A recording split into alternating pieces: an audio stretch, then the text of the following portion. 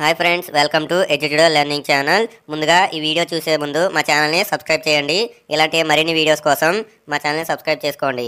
ఇక వీడియోలోకి వస్తే ఏపీ డిప్లొమా C23 రిజల్ట్స్ అనేవి డిక్లేర్ చేస్తున్నారు అని న్యూస్ అయితే వచ్చింది ఫ్రెండ్స్. ఇది నిజమో కాదో అని నేను కూడా కొంచెం రీసెర్చ్ చేశాను. సో ఇది నిజమని తెలిపారు. మీరు ఏ వెబ్సైట్లో ద్వారా చూసుకోనక్కర్లేదు. నేను ఈ డిస్క్రిప్షన్లో వెబ్సైట్ లింక్ అయితే ఇచ్చాను. మీరు అక్కడి నుంచి డైరెక్ట్గా డౌన్లోడ్ చేసుకోవచ్చు మీ యొక్క రిజల్ట్స్ని.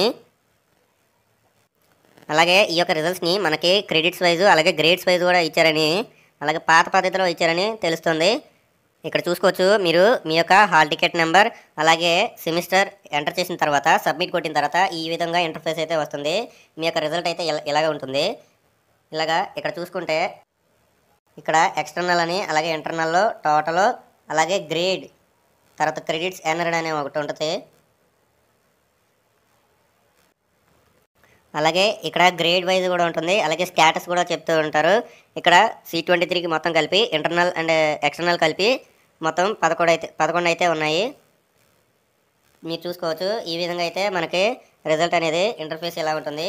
ఇక్కడ గ్రేడ్స్ యొక్క టోటల్, అలాగే రిజల్ట్, మంత్ అండ్ ఇయర్, అలాగే ఇక్కడ డౌన్లోడ్ ఆప్షన్ అయితే ఇచ్చారు. మీరు ఈ యొక్క రిజల్ట్ని డౌన్లోడ్ కూడా చేసుకోవచ్చు.